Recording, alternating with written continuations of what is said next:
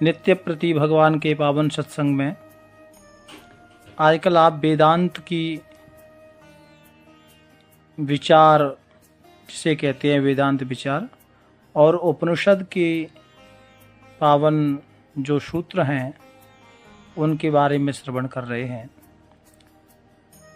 इसी मध्य में प्यारे भक्तों, आज का जो विषय है वो संसार का परम सत्य क्या है, परिवर्तन या अनित्यता।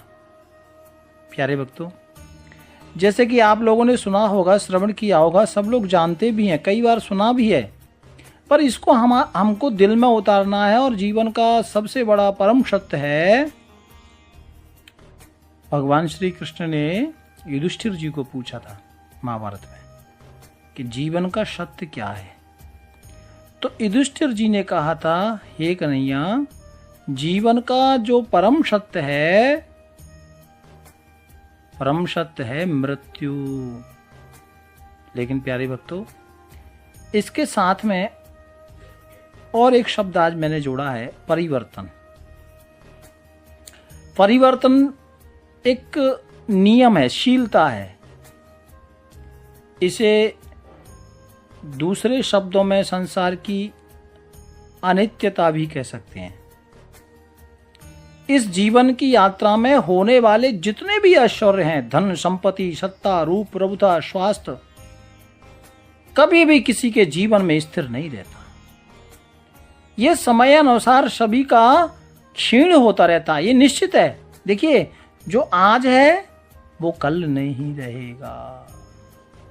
जो आज दुख है तो सुख में आएगा, और सुख है तो दुख आएगा। ऐसे ही बाल्यावस्था है तो युवावस्था आएगी, और युवावस्था है तो वृद्धावस्था भी आएगी। ये परिवर्तनशील भी है ये जीवन का परम सत्य तो मृत्यु है, लेकिन ये जीवन परिवर्तन है, अनित्यता। ये भी इसका एक सूत्र है। ऐसा भी समय के लिए आप कह सकते हैं।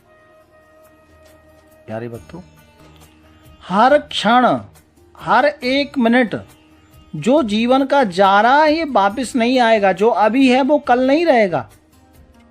ये परिवर्तनशील जीवन है और इसका क्षीण होना ये निश्चित है। संसार में जो भी दृश्य, जो भी रूप हमें दिखाई दे रहा है ना, वह सब अनित्य की श्रेणी में आता है। ये सब परिवर्तनशील है, एक सा कुछ नहीं रहने वाला। कितने बड़े बड़े राजा हुए, कितने चले गए। अच्छा किया, धर्म कार्य किया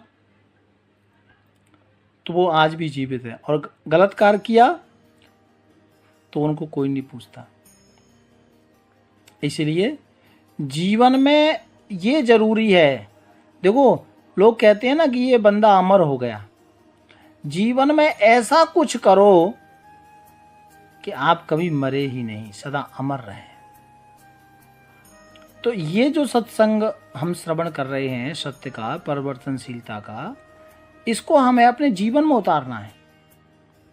ये अनित्य की श्रेणी में आता है, जो भी कार्यकाल है। हम सब परिवर्तन की प्रकृति के या प्रक्रिया के अधीन हैं। जो प्रकृति की प्रक्रिया है उसके अधीन है। कल मैंने बताया था ना प्रकृति के बारे में, कितने प्रकार की प्रकृति है, कितनी धातु है, कैसे ये शरीर बना है। तो ये जो प्रकृति है इसके अधीन हम लोग हैं, संसार है, और इसकी प्रकृति जो प्रक्रिया है, उसके जो इसका नियम है उसके अनुसार या उसमें हम बंधे हैं। नश्वरता का यह बोध प्रत्यक्ष जीव को दिखाई देता है। जो हम आज से कुछ समय पूर्व थे वो आज नहीं है। यहाँ तक कि हमारा अंतःकरण, विचार आदि ये सब बिल्कुल मजबूत नहीं रहते हैं। ये सब भी निरंतर बदलते ही रहते हैं। हर परिवर्तन प्रकृति में भी प्रत्यक्ष दिखाई देता है। देखो, संसार में, प्राणी में तो दिखाई देता ही है, लेकिन ये वृक्षों में भी दिखाई देता है। प्रकृति के हर जो प्रकृति से बना है, आप कहीं भी इसे देख सकते हैं। कली से फूल बनना और फूल से खिलकर मुरझाना। प्यारे भक्तों, यही जीवन के सत्य रूप की तरह है। मनुष्य को जीवन में प्राप्त उपलब्धियों का उत्सव अवश्य मनाना चाहिए, खुशियों का उत्सव अवश्य मनाना चाहिए, लेकिन यह भी सदैव स्मरण रखना चाहिए कि यहाँ जो कुछ भी मिला है वो सदा सदा रहने वाला नहीं है, सदा सदा नहीं रहेगा, क्योंकि ये कालचक्र अपने नियम के अनुसार घूमता ही रहता है। इसलिए एक मन में विचार सदा सदा रखना है, और वो विचार है भगवान की याद। प्रभु से, जो भगवान ने हमें जीवन दिया है, तो उस जीवन में प्रभु कृपा से पद, धन, संपत्ति, प्रतिष्ठा, रूप, बल, यौवन आदि आदि मिल भी रहा है और मिल भी जाए तो उसका अभिमान नहीं करना चाहिए, क्योंकि एक दिन सब कालातीत हो जाते हैं, सब ये कुछ नजर आएगा नहीं। इस सत्यता को सदैव अपने पास रखें।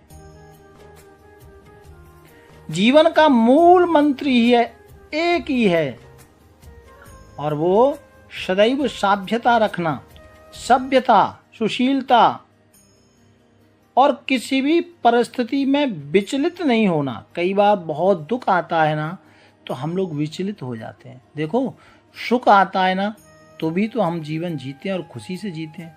तो ये जो दुख है ना, ये भी सुख दुख, ये सब मानव जीवन की छाया है भैया, ये सब साथ चलती हैं। बस यही हमें समझना है, उसमें हमें विचलित नहीं होना है। सदैव सावधान रहें कि किसी के साथ, ये बहुत बड़ी बात बोल रहा हूं, किसी के साथ बहुत अधिक आसक्ति ना हो जाए, क्योंकि आसक्ति बहुत होने से फिर हम आध्यात्म के इस रास्ते पर आगे नहीं बढ़ सकते, क्योंकि हमारा मन आसक्त से भर जाएगा, उसी में डूब जाएगा और आगे जाने नहीं देगा। इसलिए बहुत ज्यादा आसक्ति नहीं रखनी चाहिए। इस तरह से अनित्यता का बोध बार बार जीवन में दोहराने से हमारी सुप्त चेतना जागृत अवस्था में रहेगी। ये जो कुछ भी है, किसी भी कार्य से आप जोड़ें और उसको सदैव याद रखें, चेतना को जागृत रखें, और जब हम समर्पण का भाव जब मन में लाएंगे भक्ति के साथ में, तो चेतना अवश्य जागृत रहेगी। और जो मनुष्य जागृत होकर जीते हैं, उनका जीवन तनाव, अवसाद एवं अभाव से ग्रस्त नहीं होता। यही समझदारी है। एक सुखद एवं सार्थक जीवन का यही आधार भी है भक्तों। वेदांत हमेशा हमें बार बार साधक को सावधान करता रहता है कि क्या शास्त्रीय निषेध है, क्या नहीं करना है, श्रद्धालुओं के लिए क्या नहीं है, बल्कि अश्रद्धालुओं के लिए स्वर्ग के यज्ञ याज्ञिक साधनों का वर्णन, श्रद्धालु अधिकारी के लिए तथा नरक के दुर्गम तथा अधर्म वर्णन अश्रद्धालु के अधिकारी के लिए नहीं है। प्यारे भक्तों, कोई भी बुरा कर्म करेगा तो उसे फल मिलेगा, भोगना पड़ेगा, नरक मिलेगा।